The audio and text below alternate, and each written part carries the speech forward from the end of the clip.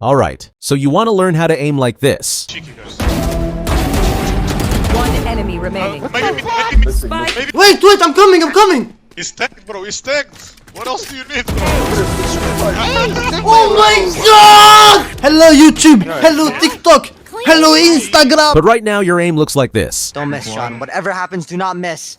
You bitch! I knew it! If you search up how to have calm aim on YouTube, it's always the same old recycled garbage like, you have more time to aim than you think. Be calm. Just take your time to aim.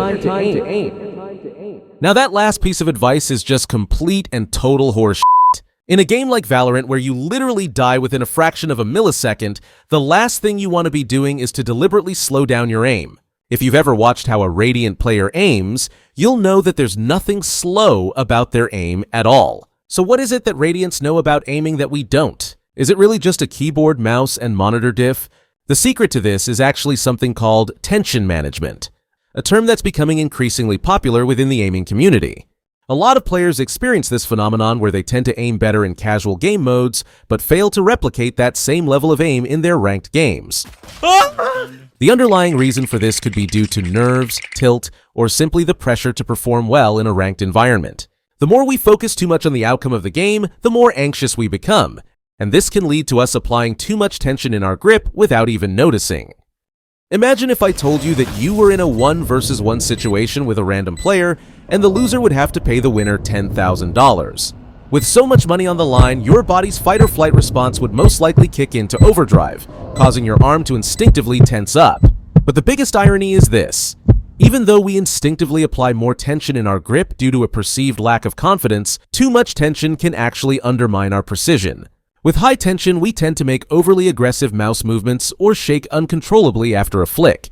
But at the same time, we also don't want our aiming arm to go completely limp. To break this down, we can think of tension as a scale from 1 to 10. Generally speaking, the higher you go up the scale, the more you're trading accuracy for speed.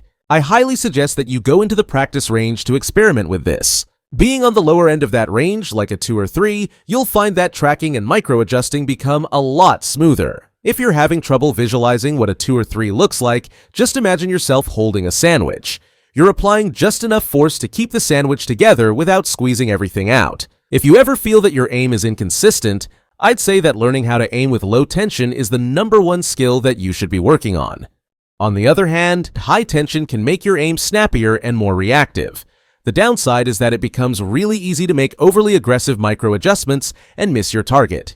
Going back to our tension scale, a lot of players start with good aiming habits, but as the game progresses and they get stressed out, their tension level gradually creeps up.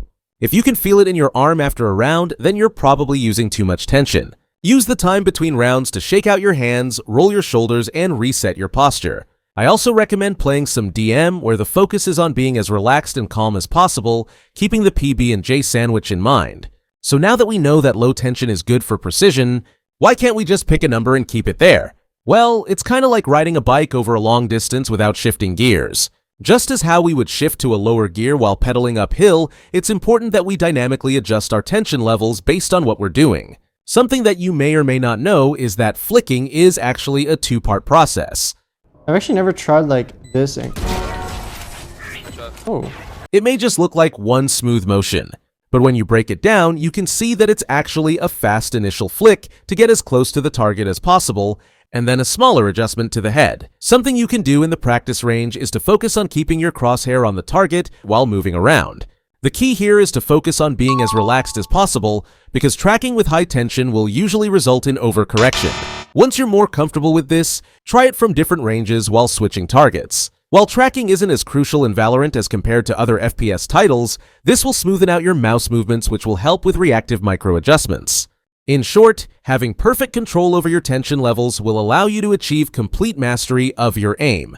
By managing how relaxed or tense you are, you'll not only be more consistent, but also be able to adapt smoothly to any aiming scenario. If you enjoyed this video, be sure to leave a like and subscribe if you haven't. That's all from me, and I'll see you in the next one.